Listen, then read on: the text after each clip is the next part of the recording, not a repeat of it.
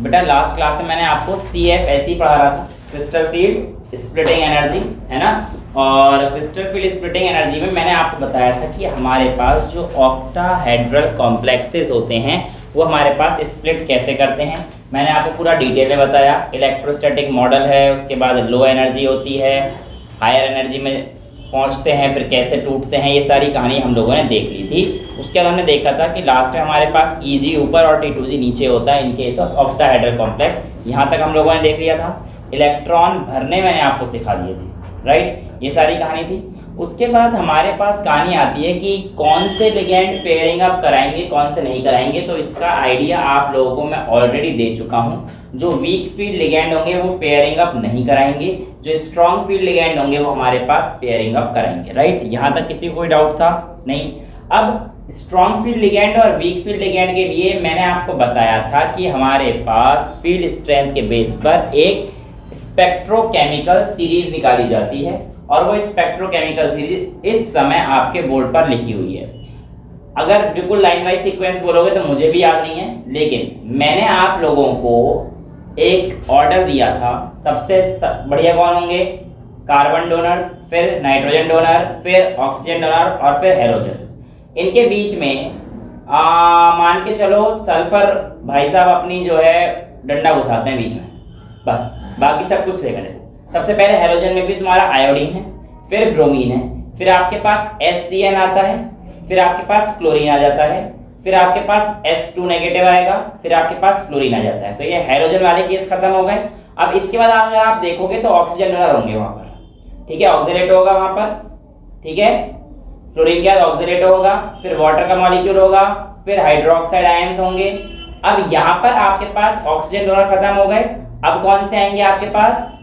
Nitrogen donor. तो NCS होगा, फिर EDTA होगा, फिर उसके बाद कौन सा EDTA के बाद EN होगा, एक EN होगा, और एक कोबाल्ट होगा, कोबाल्ट तो लास्ट में CN फिर एक, राइट। तो ये ऑर्डर है आपके पास, एक NH3 ले लियो, चल जाएगा। मतलब देखो मैं ये नहीं कह रहा कि सीक्वेंस वाइज ऐसे याद हो, बहुत अच्छी बात है अगर याद हो, कहीं क्या पता पेपर में ऑर्डर लगाने को आ गया, पर इतना ऑर्डर तो आप लगा ही देखो। एक दो बार अगर याद करोगे और पेपर से पहले देख के जाओगे तो आपको आइडिया लग जाएगा कौन सा क्या है। लेकिन मेन ऑर्डर तो वही है ना अपना, कौन सा? हेलोजन, ऑक्सीजन, नाइट्रोजन के और लास्ट में कार्बन के। ये स्पेक्ट्रोकेमिकल सीरीज याद है।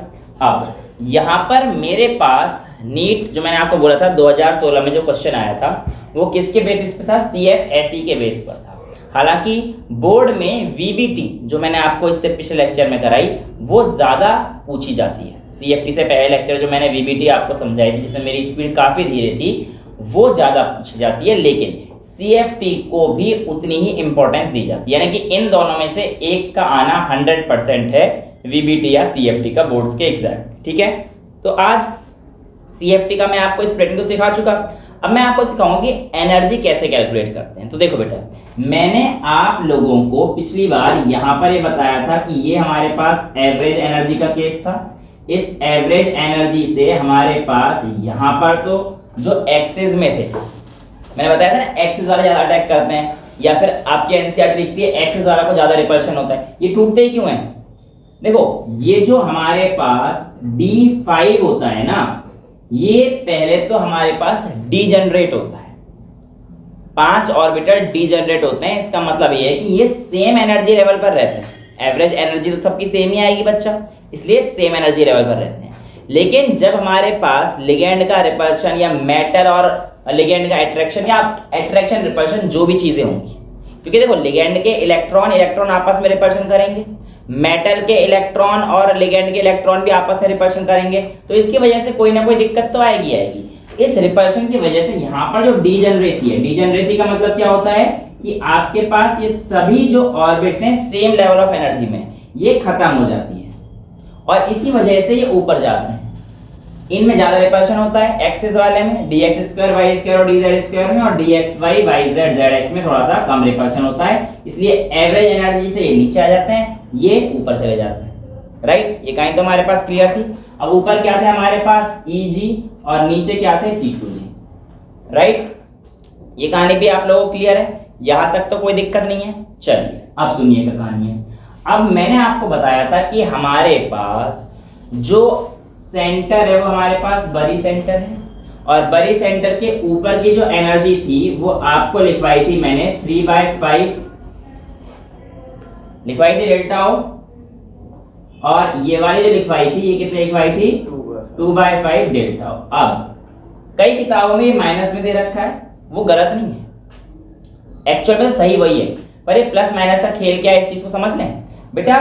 प्लस का मतलब ये होता है कि आपके पास एवरेज एनर्जी से ऊपर चले गए ना, तो ऊपर जाने की वजह से ये वाला जो आपके पास बरी सेंटर के ऊपर वाला जो पोर्शन आया ये इससे प्लस का आता है, और क्योंकि ये वाले जो हैं ये नीचे आए हैं, बरी सेंटर से नीचे आए हैं, तो नीचे आए तो नीचे डिनोट करने के लिए वो माइनस लिखा जाता है।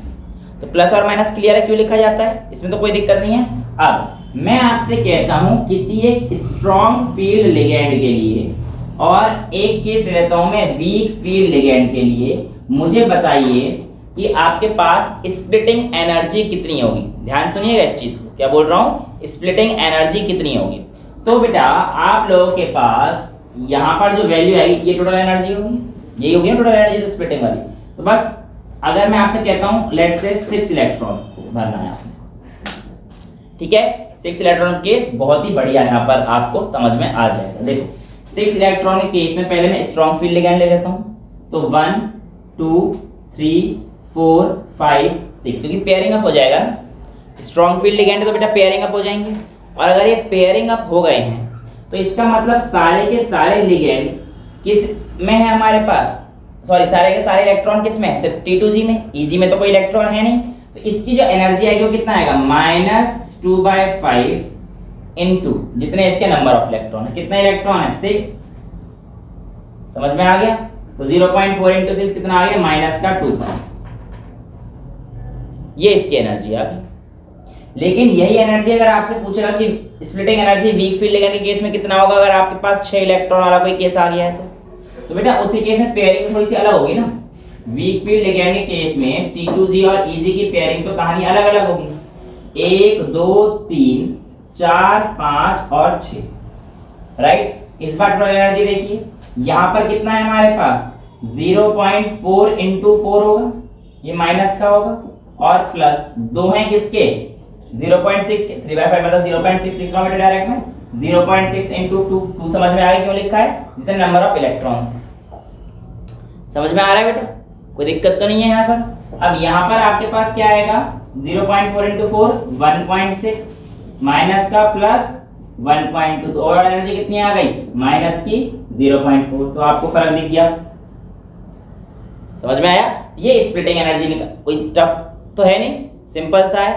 अब नीट 2016 में पूछा था इसकी क्रिस्टल फील्ड स्टेबलाइजेशन एनर्जी कितनी होगी, क्या पूछा था, वीक फील्ड नहीं स्ट्रॉन्ग फील्ड लिगेंड के केस में इसकी क्रिस्टल फील्ड स्टेबलाइजेशन एनर्जी कितनी होगी, नहीं वो आपको अभी नहीं पता चलेगा बेटा, क्योंकि वो स्टेबलाइजेशन एनर्जी मैंने आपको बताया नहीं, मैंने बस आपको दो फुल फॉर्म बताई थी, क्रिस्टल फील्ड स्प्लिटिंग एनर्जी और क्रिस्टल फील्ड स्टेबलाइजेशन एनर्जी। तो ये तो स्प्लिटिंग एनर्जी आपने निकाल ली, क्रिस्टल फील्ड की स्प्लिटिंग एनर्जी आपने निकाल के दे दी हमारे पास, स्प्लिट वीक फील्ड और स्ट्रॉन्ग फील्ड दोनों। लेकिन अगर आपसे क्वेश्चन पूछेगा कि क्रिस्टल फील्ड स्प्लिटिंग एनर्जी कितनी है, तो आप फॉर्मूला लिख लीजिए बेटा, x इंटू सॉरी x भी नहीं, आप लिखिए 0.6 इंटू x, ठीक है, minus 0.4 into y plus NP। अब देखो बेटा ये क्या है हमारे पास, क्रिस्टल फील्ड स्टेबलाइजिंग एनर्जी। वैसे तो हमारे पास कोई नई चीज नहीं है सेम यही। 0.6x का मतलब है कि आपके पास कितने इलेक्ट्रॉन Eg में है। x क्या है यहाँ पे हमारे पास, x is the number of electrons in Eg। 0.6 formula बेटा यहीं से तो आया 3/5 से 0.4 इसका आ गया बच्चे, ठीक है बेटा। अब y क्या है, number of electrons in T2G, ठीक है। अब यहां पर Np क्या है, देखो बेटा Np है यहां पर new pair form due to ligand due to ligand. समझ में आती है इतनी बातें? अभी तक तो कोई दिक्कत नहीं है। अभी सर न्यू पेयर का समझ में नहीं आया, ये तो हम कर लेंगे, ये तो हमने यूज कर लिया, यहाँ पर भी सेम है, ये आप हमें बता दो बस। ठीक है बेटा, अब मेरी बात सुनो, मैं इसी का केस लेने जा रहा हूँ आपके सामने, ठीक है? और आप लोगों को क्वेश्चन यही दिया था बिल्कुल 6 वाला, ठीक है? अब मैं सॉल्व नहीं कर रहा पूरा डेटा डाल के सॉल्व करना कोई बड़ी चीज नहीं हो, तुम कर लोगे, पर सुनना मैं जो बताने जा रहा हूँ आपको ध्यान से। मैंने कहा यहाँ पर अगर आप लोग वीक फील्ड लिगेंड के लिए CFSE निकालेंगे तो जनरली ये कम पूछा जाएगा, क्योंकि weak field ligand pairing up नहीं कराते। क्योंकि मेरी बात ध्यान सुनना, यहां पर बहुत ही एक इंपॉर्टेंट चीज है जहां पर बच्चे गलती करते हैं, स्पेशली नीट और जेई के लेवल पे क्वेश्चन बहुत प्यारा बनता है। वीक फील्ड लिगेंड में आपका केस ये है 6 वाला। मेरी बात सुनो इस चीज को ध्यान से, वीक फील्ड लिगेंड में यहां पर है 6 वाला ये केस है। तो यहां पर जो नए पेयर बने वो आपको पेयर कितना दिख रहा है? एक ही पेयर दिख रहा है।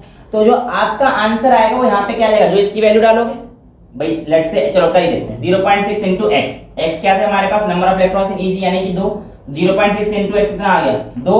1.2 माइनस 0.4 इंटू 4, उल्टा कर दिया गया हमने, नंबर ऑफ इलेक्ट्रॉन्स माइनस का है, हाँ ठीक तो है, 4 इक्वल टू 0 बेटा, ठीक है? तो माइनस 1.6 प्लस 1।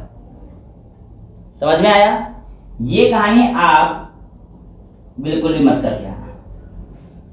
सुनो मेरी बात ध्यान से, आप लोगों को एक पेयर दिख रहा है ना? गलत। यहां पर देखना, new pair formed due to क्या है ये? लिगेंड। अब आप मेरी बात सुनो, लिगेंड का तो यहां पर कोई रोल ही नहीं है ना यार। जब चौथा इलेक्ट्रॉन है, वीक फील्ड है, तो वो पेयरिंग अप थोड़ी, वो तो होना ही था। लिगेंड का क्या रोल है यहां पर? वीक फील्ड लिगेंड तो पेयरिंग अप कराता ही नहीं है। तो वीक फील्ड लिगेंड केस में क्या कोई पेयर बनेगा? आप कह रहे नहीं सर, ये तो नेचुरली भी बनना था, ये लिगेंड की मदद से कुछ नहीं हुआ इसमें। Please take this on a very serious note. Star mark डाल के नोट लिखे ना, बच्चे गलती करते हैं। इवन नीट का जो री टेस्ट था 2016 का फेज 2 जो मैंने दिया था, वो भी क्वेश्चन गलत, आंसर गलत था। मैं बताऊंगा क्यों, ऐसा मुझे लगता है, मेरा पर्सनल ओपिनियन है। ये तो समझ में आ गया कहानी? तो क्या ये आंसर रहेगा? आप कहेंगे नहीं सर, ये आप 0 लिखो, अब आप सही लगा, और आंसर माइनस का 0.4, राइट? ये कहानी क्लियर है? अब मैंने बोला यही केस अगर मैं स्ट्रॉन्ग फील्ड लिगेंड के लिए ले लेता हूं बच्चा पार्टी, तो स्ट्रॉन्ग फील्ड लिगेंड का केस तो ये बनेगा 6 इलेक्ट्रॉन के लिए। समझ में आ रहा है? तो यहां पर कितने पेयर बने बेटा? 1, 2 और 3। 2 पेयर बने, एक तो पहले ही बन रहा था। एग्जैक्टली। जो नीट ने आंसर दे रखा है वो 3 पेयर का दे रखा है। जो आंसर की आई थी वो यहां पर, ये वैल्यू तो आपको सॉल्व करनी है। देखो अब ये जो x है इजी में तो 0 हो जाएगा, यहां पे -2.4 प्लस 2 करेक्ट आंसर है। क्यों? क्योंकि भाई जब आपके पास ये जो पेयर बने, यही तो वीक फील्ड लिगेंड की मदद में नहीं बने ना। वीक फील्ड लिगेंड में एक पेयर तो वीक फील्ड में ही था। तो नए number of new pair formed due to ligand, new pair कितने बने? 2। एक पेयर तो पहले से ही था, तो इसका मतलब जब भी हमें नए पेयर फाइंड करने पड़े तो आप लोग पुराने वाले से कंपेयर करके देख लो। पुराने मतलब वीक फील्ड लिगेंड से कंपेयर करके देख लो। जो वीक फील्ड में पेयरिंग अप हो रहे हैं उनमें कोई कहानी नहीं बनेगी। इसका मतलब क्या मैं ये कह सकता हूं, D10 के केस में कोई भी नई पेयरिंग नहीं होगी। बिल्कुल सही है ये बात, 100% सही है ना बेटा। D10 का मतलब तो फुल्ली फिल्ड, वैसे भी पेयरिंग अप होनी है, उसमें लिगेंड का कोई रोल थोड़ी आया वहां पर। तो D10 के केस में चाहे वो स्ट्रॉन्ग फील्ड लिगेंड हो, समझ में आया ना D10 का मतलब क्या है? अब मैं D1 D2 D3 तो नहीं समझाऊंगा यहाँ पे, समझ में आ गया ना? इतना तो बेस में मान के चलो ना, कोऑर्डिनेशन में इतना तो हो गया। ये कहानी समझ में आ गई आप लोगों को? तो जो आंसर दिया था वो 3 पेयर दे दिया था यहाँ पर 3p, but according to me जितना मैंने पढ़ा है चीज़ों को, मैं आपको बोलूंगा कि प्लीज़ आप 2p ही करेक्ट देखें, बट जहां तक मुझे याद है उस ऑप्शन में 2p था ही नहीं, तो शायद इसलिए कंट्रोवर्सी से नीट बच गया था, क्योंकि अब 2p नहीं है तो ऑप्शन क्या लगाना पड़ेगा, 3p, फिर तो 3 पेयर बन ही रहे हैं, right. So this is not although given in your NCERT, but उठाया इसी टॉपिक से, क्रिस्टल फील्ड स्टेबलाइजिंग एनर्जी, तो भैया एनसीईआरटी डिटेल में पढ़ना बहुत जरूरी है। स्पेक्ट्रोकेमिकल सीरीज समझ में आ गई हमारी, ये चीज आपको समझ में आ गया, क्रिस्टल फील्ड स्टेबलाइजेशन और स्प्लिटिंग में अंतर समझ में आ गया। स्प्लिटिंग छोटा सा ही है, ये मैंने आपको बता दिया था, अगर स्ट्रॉन्ग फील्ड लिगेंड होगा तो स्प्लिटिंग भी ज्यादा होगी, वीक फील्ड होगा तो स्प्लिटिंग भी कम होगी, इससे जम करके ऊपर चला जाता है। ये कहानी आपको क्लियर है, यहाँ तक तो बेटा किसी को कोई दिक्कत नहीं है, चल सकते हैं आगे। अब हम लोग देखने जा रहे हैं सेम कहानी किसकी, इन टेट्राहेड्रल कॉम्प्लेक्स। एनसीईआरटी में 2 ही हैं, हम लोग भी 2 ही करेंगे क्योंकि समय भी कम है और काम थोड़ा ज़्यादा करना है। बाकी अगर टाइम मिला तो मैंने आपको बोल रखा है ज्योमेट्रिकल आइसोमेरिज्म जिस दिन कराऊंगा उसी दिन ये स्क्वायर प्लेनर वगैरह के भी जो स्प्लिटिंग है आती तो नहीं है, पर किस्मत खराब रही तो मैं क्या करूँ, फिर नीट वाले बैच में बैठो, है ना, बनो उस लायक कि पहले नीट वाले बैच तक पहुँचो और बोर्ड से बैच से निकल कर उस बैच में बैठो, है ना। तो कहने का मतलब ये है कि आप लोगों के लिए अब मैं जो स्प्लिटिंग करा रहा हूँ किस कॉम्प्लेक्स से करा रहा हूँ बेटा, टेट्राहेड्रल कॉम्प्लेक्सेस के। कहानी बिल्कुल सेम है, एवरेज एनर्जी, फ्री स्टेट वगैरह सब कुछ सेम रहेगा, कोई अंतर नहीं रहेगा, बस इस बार कहानी उल्टी हो जाएगी। सर उल्टी से आपको क्या मतलब है बेटा, सुनो आप ध्यान से, यहाँ पर हमारे पास T2G नीचे था, EG ऊपर था, इस बार क्या हो जाएगा, हमारे पास T2G ऊपर पहुंच जाएगा और EG कहाँ आ जाएगा, नीचे आ जाएगा। कहने का मतलब आपको समझ में आया, डीजेनरेट ऑर्बिटल्स ये थी 5, भाई ये मैटर का अपना फ्री स्टेट था, ये एवरेज एनर्जी थी, एवरेज एनर्जी के बाद ये बरी सेंटर था, याद आ रहा है ना सब कुछ। यहाँ पर हमारे पास क्या था, EG था ऑक्टाहेड्रल के केस में। अब मैं क्या समझा रहा हूँ आप लोगों को, स्प्लिटिंग इन टेट्राहेड्रल कॉम्प्लेक्स, स्प्लिटिंग इन टेट्राहेड्रल कॉम्प्लेक्स, ठीक है बच्चा। अब यहां पर क्या हो जाता है, उल्टा हो जाता है। देखा गया कि टेट्राहेड्रल का जो अटैक था प्रीडोमिनेंटली कौन से वाले कर रहे थे, नॉन एक्सियल वाले, तो वो हायर एनर्जी पे आए, समझ में आई ये बात। तो ये DXY YZ ZX वाले आ गए और ये हमारे पास T2 और यहाँ पर E। अब एक बात और सुन लो, यहाँ पे मैं G नहीं लिख रहा, T2G EG नहीं लिख रहा, T2 और E बोला जाता है, T2 और E बोला जाता है। एक्चुअल में तो अगर यही चीज मैं स्क्वायर पेयर में लिखता तो मैं स्क्वायर पेयर मतलब DsP2 वाले, ये टेट्राहेड्रल मतलब sp3 वाले, इतना तो आपको अब समझ में आ ही गया है बच्चा। तो अगर मैं बेटा स्क्वायर प्लेनर वाले लिखता तो मैं G लिखता। एक्चुअल में ये सारी कहानी प्लेन ऑफ सिमेट्री की इन्वॉल्व होती है, जहां प्लेन ऑफ, देखो एनसीईआरटी की एक लाइन है कि सेंटर ऑफ सिमेट्री या प्लेन ऑफ सिमेट्री जहां पर होगी, आप वहां तो अभी देख लेना, लिखी है इसके सामने लिखी रहती है, जहां पे सेंटर ऑफ सिमेट्री रहती है वहां पे आप G का इस्तेमाल करोगे, यानी कि स्क्वायर प्लेनर कॉम्प्लेक्सेस और ऑक्टाहेड्रल कॉम्प्लेक्सेस में सेंटर ऑफ सिमेट्री रहती है, लेकिन टेट्राहेड्रल में कोई भी सेंटर ऑफ सिमेट्री नहीं है। याद है टेट्राहेड्रल कॉम्प्लेक्स हमारे पास बनता भी कैसे था, ऐसे तो बनता था, है ना, समझ में आ रहा है। अब इसमें कहाँ प्लेन ऑफ सिमेट्री ढूंढोगे, नहीं मिलेगी। ऑक्टाहेड्रल तो प्लेन ऑफ सिमेट्री है, स्क्वायर प्लेनर ही प्लेन ऑफ सिमेट्री बनती है। अब स्क्वायर प्लेनर का बाहर निकलते मैंने सिमेट्री ज्योमेट्रिकल उसमें करा रखा है आप लोगों को, जिनको करा रखा है ना, सबको तो नहीं करा रखा, पर DsP2 में प्लेन ऑफ सिमेट्री होता है तो वहां पे हम लोग G का इस्तेमाल करते हैं। तो यहाँ पे T2 और E, लेकिन हैबिट इतनी पड़ जाती है कि पहले ऑक्टाहेड्रल पढ़ते हैं हम लोग T2G और EG लिखते हैं, पर ये T2G और EG नहीं है, सिर्फ T2 और E। काम वही है, सब कुछ सही है, बस G ना लगाने का कारण क्या है, क्योंकि इसमें क्या होता है, सेंटर ऑफ सिमेट्री एब्सेंट, इसलिए G लगाते हैं। तो G क्या इंडिकेट करता है, सेंटर ऑफ सिमेट्री, ठीक है। बाकी सारी कहानी बेटा सेम है।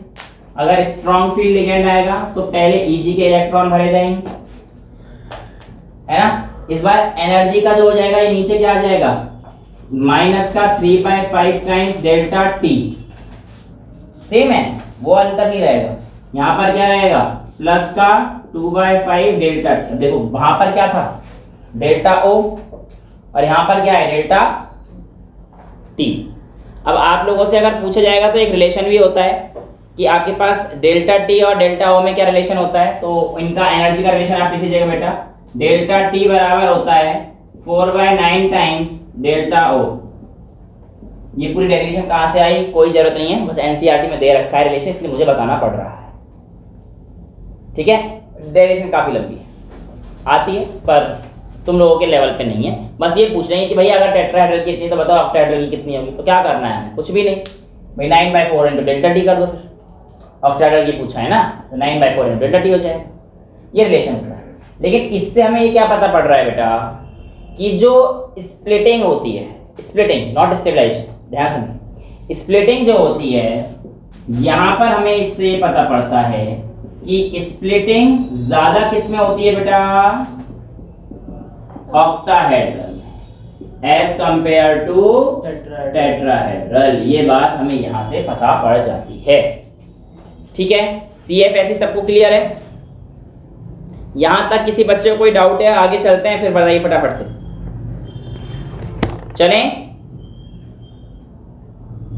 आगे चलें। अब कुछ ऐसे फैक्टर्स भी हैं जो स्प्लिटिंग को अफेक्ट करते हैं। उनमें से पहला तो आपको ये दिख गया लिगेंड की स्ट्रेंथ, और दूसरा आपके पास होती है position of metal in the periodic table. Sir इस बात का क्या मतलब बेटा?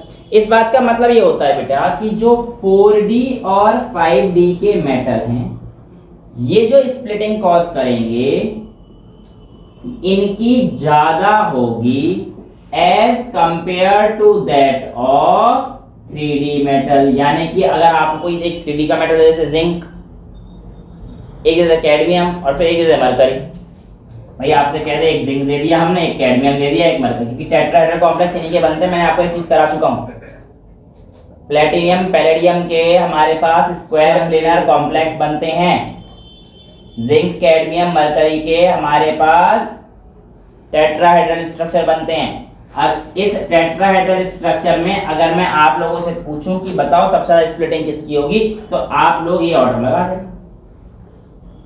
क्यों? क्योंकि यहाँ पर स्क्रीनिंग इफेक्ट ज्यादा आता है, जितना बड़ा डी होगा उतना स्क्रीनिंग। अब शील्डिंग और स्क्रीनिंग मत पूछना भगवान के लिए, नहीं पता है तो मेरे मुंह से गलती से निकल गई, आई एम सॉरी। ठीक है, तो बस पता होना चाहिए ना, थर्ड चैप्टर है क्लास 11 का है ना। अब यहाँ पे आके आई एम नॉट एक्सपेक्टिंग कि 12th क्लास के बच्चों को जिसको कोऑर्डिनेशन लास्ट चल रहा है पहली बुक का, उसको मैं शील्डिंग तो नहीं ही बता सकता अभी इस समय, क्लास की हालत को देखते हुए, समय को देखते हुए भी। तो ZNCDHG क्यों? क्योंकि ये 5D का है, 4D का है, 3D का है, चलेगा। कहानी क्लियर है? तो स्प्लिटिंग ज्यादा किसमें होगी बेटा? जो नीचे होगा इन पीरियोडिक टेबल। यहां तक सारी चीजें क्लियर है। नेक्स्ट जो आपके पास है हेडिंग, वो आपके पास है colours in coordination compound. Well well well well colour इन, ध्यान सुनना इस चीज को, क्योंकि यहां पर आप लोगों के पास 2-3 चीजें बहुत ही, मिटा दो सारा है ना, ये तो हो गया होगा आपका। यहां पर थोड़ी सी चीजें ना कंफ्यूजन सी बना देती हैं, और चीजें कंफ्यूजन इसलिए बनाती है क्योंकि इसको करने का तरीका थोड़ा सा हर किसी का अलग होता है, हर टीचर का अपना एक अलग तरीका होता है। तो मुझे दिक्कत नहीं है अगर आप लोगों के स्कूलों में इन केस अगर कराया गया है और उन्होंने कोई और तरीका क्या नहीं कराया, इतना हंस क्यों रहे, वो तो हमें ही पता है नहीं कराया। ठीक है, तो वो मैं मान के चल रहा हूँ, कुछ स्कूलों में तो कराया गया होगा, कुछ में तो कराया ही होगा है। तो जो चक्रें दिखा रही हैं, इससे पता पड़ रहा है कि ज़्यादातर स्कूलों में नहीं कराया, पर फिर भी मेरी बात सुन लो, हर टीचर का अपना एक अलग तरीका होता है। मेरा एक तरीका है, बट सारे सही है, जिससे समझ में आ जाए वो कर लेना। ठीक है, कॉम्प्लीमेंट्री कलर्स के लिए हमारे पास एक चीज जिसे हम लोग बोलते हैं कलर व्हील। क्या बोलते हैं बेटा? Colour wheel. और कलर व्हील को याद रखने के लिए कोई बड़ी रॉकेट साइंस नहीं लगानी, जैसे मैं कहूंगा वैसे याद रख लेना, अपना काम हो जाएगा। ठीक है, विबग्योर तो याद है, प्रिज्म भी पढ़ा के आया हूं, है ना। कितने तुम अब चाहे अपने आप को अनलकी कह लो या कुछ भी कह लो, फिजिक्स केमिस्ट्री के टीचर से पढ़ रहे हो, है ना। तो विबग्योर में अगर हमारे पास बस VI एक साथ लिख दो, बाकी सारे को ऐसे रखें। ठीक है बच्चा, अब यहाँ पर आप लोगों के कॉम्प्लीमेंट्री कलर होंगे जो सामने सामने, जो सामने, जैसे वायलेट और इंडिगो का कॉम्प्लीमेंट्री कलर क्या रहेगा? येलो। या येलो का कॉम्प्लीमेंट्री कलर क्या रहेगा? वायलेट या फिर इंडिगो, कोई सा भी हो सकता है। ब्लू का कौन सा रहेगा? ऑरेंज। और ये इस तरीके से हमारे पास कॉम्प्लीमेंट्री कलर रहेंगे। बट सर ये हम लोग कॉम्प्लीमेंट्री कलर क्यों कर रहे हैं, है ना? तो बेटा सबसे पहले तो आप लोगों को मैं ये चीज बता दूं कि जो कलर आता है ये इनर डी ट्रांजिशन की वजह से आता है। किसी भी कंपाउंड में, कॉम्प्लेक्स कंपाउंड में जो कलर आता है वो किसकी वजह से होता है? Inner D transition. अब ये ट्रांजिशन का क्या मतलब है बेटा? अभी तो आप लोगों ने समझा ना, मैंने आपको क्या बताया था कि अगर एनर्जी गैप है, भाई T2G से EG में जंप कर रहा है, एक्साइट हो गया, क्या यहाँ पे कलर देगा? आपका आंसर है नो। नो, यहाँ पे कलर नहीं देता। सर पे कलर कब देता है? जब ये वापस से यहाँ पर आ रहा होता है ना बेटा। एक्साइटेड स्टेट में कोई कलर नहीं आता बेटा। एक्साइटेड से जब वो ग्राउंड स्टेट में वापस आ रहा होता है, जहां से गया वहां से वापस आ रहा है, तब उसने, अभी सुनना मेरी बात ध्यान से, यहां पर ही बड़ा लोचा है, कंफ्यूज होते हैं बच्चे। मेरी बात सुनो, ये इलेक्ट्रॉन यहां से जंप करके यहां पर कब जाएगा? पहले तो ये बताओ। जब एक्साइट होगा। जब एक्साइट होगा, यानी कि आप ये कह सकते हो उसे एनर्जी दी होगी बेटा आपने, चलेगा। अब यहां पर जो आपने एनर्जी दी, उस एनर्जी को एब्जॉर्ब करके ये ऊपर चला गया होगा बच्चा पार्टी, राइट? अब एनर्जी धीरे धीरे रिलीज होगी, जैसे एनर्जी उसकी रिलीज हो जाएगी वो कहाँ आ जाएगा? नीचे। और जब ये नीचे आ रहा होगा, ये इस समय पर क्या करेगा? कलर एमिट करेगा। आपको मैंने एक मॉडल पूरा पढ़ाया था पिछले साल और उसमें कलर बना के दिखाया था, एक जो मॉडल बन सकता था, मतलब ग्रीन और पिंक वाला। एग्जैक्टली बेटा, वेरी गुड, है ना? तो कहने का ये मतलब है कलर का एमिट तब जब ऊपर से नीचे आ रहा है। ये कहानी तो बिल्कुल क्लियर रहनी चाहिए। अब ये कलर आपको दिखेगा, इस बात की कोई गारंटी है? नहीं, इस बात की कोई गारंटी नहीं। अब आप मुझे बताओ ये जोन क्या है मेरे पास? ये वाला जोन, बेरी सेंटर नहीं, पूरा ऑक्टाहेड्रल की एनर्जी है। बेरी सेंटर पे सिर्फ ये बीच का जोन है ना, जो स्प्लिटिंग एनर्जी। हाँ, ये पूरी स्प्लिटिंग एनर्जी। और अभी तो मैं अगर ऑक्टाहेड्रल कॉम्प्लेक्स लेता तो ऑक्टाहेड्रल की होगी, टेट्राहेड्रल होगा टेट्राहेड्रल की होगी, राइट? अब आपके पास अगर ये ऑक्टाहेड्रल का कॉम्प्लेक्स जो एनर्जी रिलीज हुई है, ये अगर विजिबल रीजन में पड़ेगा तो आपको बेटा आपका कलर दिखेगा, अदरवाइज कलर नहीं दिखेगा। लेकिन जो कलर आपको दिखा है वो कलर एब्जॉर्ब नहीं हुआ होगा, यानी कि धोखा। धोखा मतलब जो कलर आपको दिखा है बेटा एक्चुअल में, वो एक्चुअल में एब्जॉर्ब कलर की रिफ्लेक्टेंस आपको दिखी है। यानी कि अगर आपको ब्लू दिख रहा है तो एब्जॉर्ब कौन सा हुआ होगा? ऑरेंज। इसलिए कॉम्प्लीमेंट्री वे का काम आता है। इनका केस एक दो हैं, वो आप याद कर लेना, जो एनसीईआरटी में जो मैं करा दूंगा। निकेल का वाटर के साथ और EN के साथ कॉम्प्लेक्सेस हैं, वो मैं आपको अभी समझा दूंगा आने वाले 10 से 15 मिनट में, वो आप याद रख लेना। बाकी सारी चीजें तो हमारे पास आराम से चली रही हैं, राइट? आगे चले अब हम लोग। अब सुनिए हमारे पास क्या कहना चाहता हूं मैं। आप लोगों को एक चीज तो पता है, E = hc/λ, यानी कि अगर मेरे पास किसी भी कलर की वेवलेंथ ज्यादा है तो उसकी एनर्जी क्या होगी? पक्का भी कम होगी। अब जो स्ट्रॉन्ग फील्ड लिगेंड्स हैं, स्ट्रॉन्ग इधर वाले नाइट्रोजन और कार्बन वाले, ये एब्जॉर्ब, रिफ्लेक्ट नहीं बोल रहा, प्लीज बातों को ध्यान सुनना, ये एब्जॉर्ब करते हैं लाइट विद ग्रेटर एनर्जी। क्या बोला? कौन सी लाइट को एब्जॉर्ब करते हैं विजिबल जोन की? वो एनर्जी को एब्जॉर्ब, उस लाइट को एनर्जी एब्जॉर्ब करेंगे जिसकी एनर्जी क्या होगी? ज्यादा होगी, यानी कि जिसकी वेवलेंथ कम होगी। तो स्ट्रॉन्ग फील्ड लिगेंड वाले जो भी हमारे पास कंपाउंड हैं, वो कौन सी एनर्जी एब्जॉर्ब करेंगे? Higher energy. तो ऑब्वियसली बात है उनकी वेवलेंथ क्या हो जाएगी बेटा? कम हो जाएगी। यहां तक तो आपको कोई दिक्कत नहीं आई। अब एक क्वेश्चन आया था कि आपके पास, बहुत सिंपल सा है, इसको आपको दिमाग लगाना है।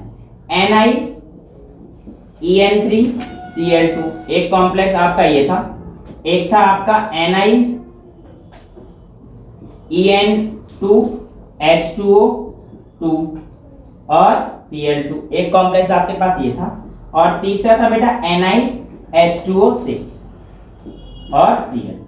ये आपको 3 कॉम्प्लेक्स दे दिए गए थे बेटा हमारे पास, और आपको कलर जो दिए थे वो 3 दिए थे। उसने कहा ग्रीन, वायलेट और ब्लू कलर दिया।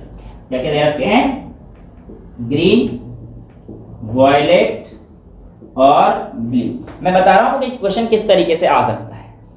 इसको ना हिलाएं, कोई बात नहीं, हिल गया मैं सेट कर दूं, कोई बात नहीं बेटा, कोई बात नहीं, वो तो सेट हो ही जाएगा। ब्लर भी हो रहा था, आपने बताया भी नहीं। ये ब्लर ही है बेटा, ये सही है। चलो कोई बात नहीं, खैर एक बार नजर मार लिया करो बीच बीच में, ठीक है बेटा। तो ये ग्रीन, वायलेट और ब्लू हमारे पास आपको दे रखा है, और आपसे क्वेश्चन में बोलता है मैच द फॉलोइंग। क्या बोलता है? इतना सब कुछ देने के बाद मैच द फॉलोइंग। हालांकि क्वेश्चन टफ है थोड़ा सा, पर मैंने क्या बोला, तरीका सीख लो, तरीका सीख लो। अब आप मुझे ये बताओ कि क्या ये वो कलर है जो इसने एब्जॉर्ब किया होगा? ये कौन से कलर होंगे जो हमें दिखाई दे रहे हैं? जो उसने एमिट यानी कि रिफ्लेक्ट किया होगा। यानी कि यार ये बात तो पक्का भी गलत है, ये कलर तो मैं लेके सॉल्व नहीं कर सकता, तो मुझे क्या करने पड़ेंगे? इनके कॉम्प्लीमेंट्री निकालने पड़ेंगे। तो ग्रीन का कॉम्प्लीमेंट्री कौन सा बनेगा बेटा? रेड। वायलेट का कॉम्प्लीमेंट्री कौन सा बनेगा? येलो। और ब्लू का कॉम्प्लीमेंट्री कौन सा बनेगा? ऑरेंज बनेगा। ये सारे हमारे पास कॉम्प्लीमेंट्री कलर, बट कौन से वाले? एब्जॉर्ब। और मैंने आपको क्या बताया था? स्ट्रॉन्ग फील्ड लिगेंड क्या एब्जॉर्ब करते हैं? हाई एनर्जी को एब्जॉर्ब करते हैं। इन 3 में से सबसे ज्यादा एनर्जी किसकी होगी?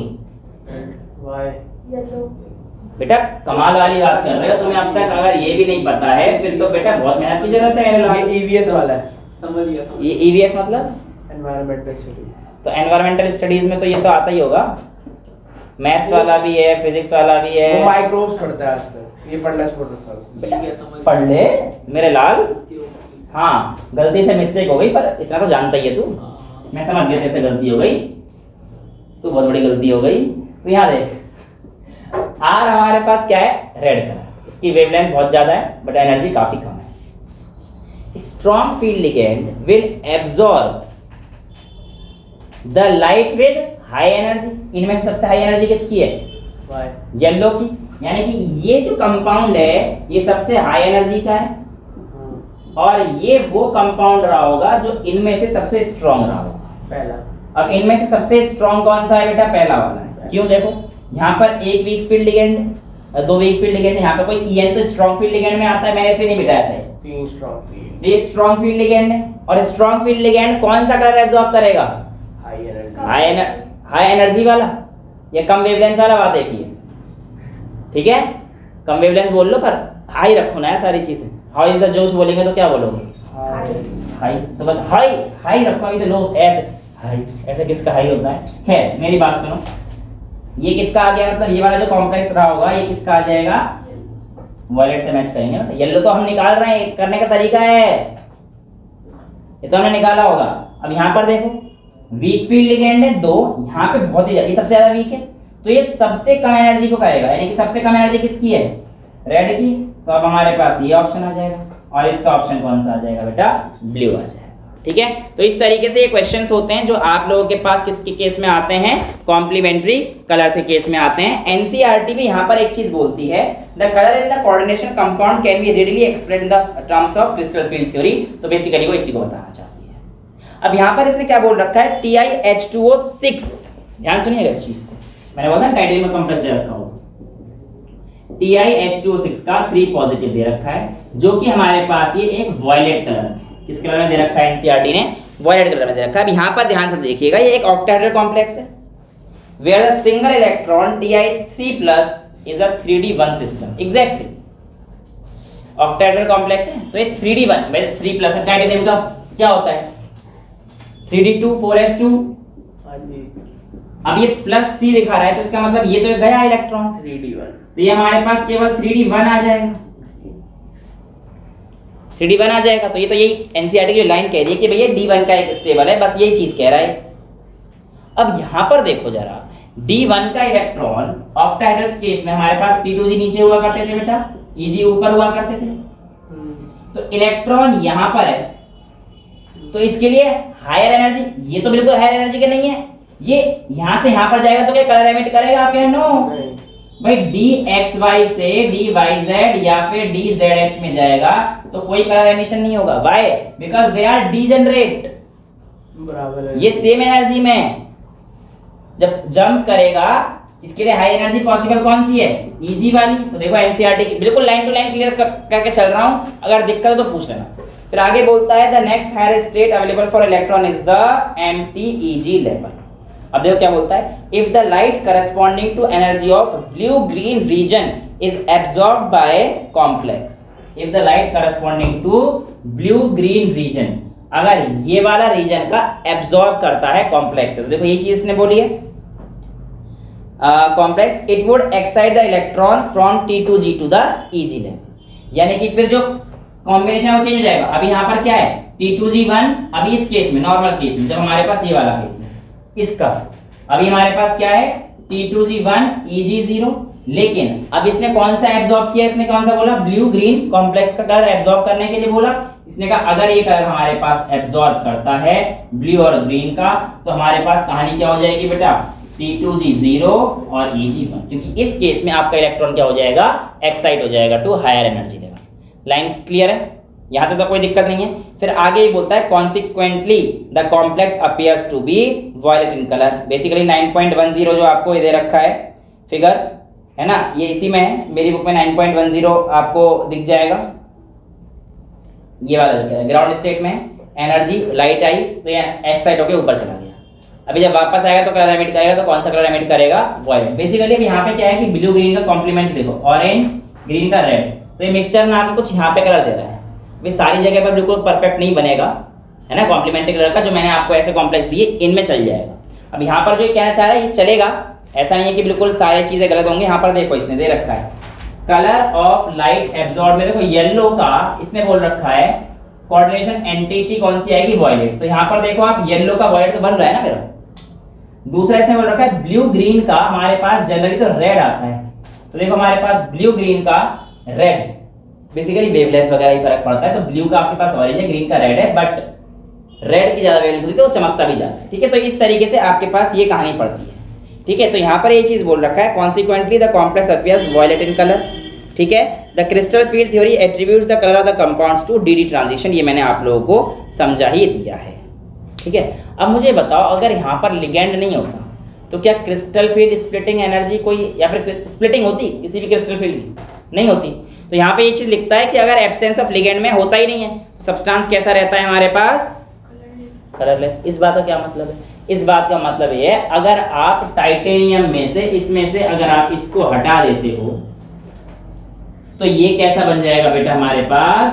कलरलेस बन जाएगा। यानी कि ligand plays an important role in imparting colour to the complex compound. Line clear है? एक एक यही तो रीजन होता है कि आपके पास जो एनहाइड्रस CuSO4 यानी कि जिससे पानी निकाल दिया जाता है, सिर्फ CuSO4 की अगर मैं बात करूंगा तो बेटा CuSO4 किस कलर का होता है?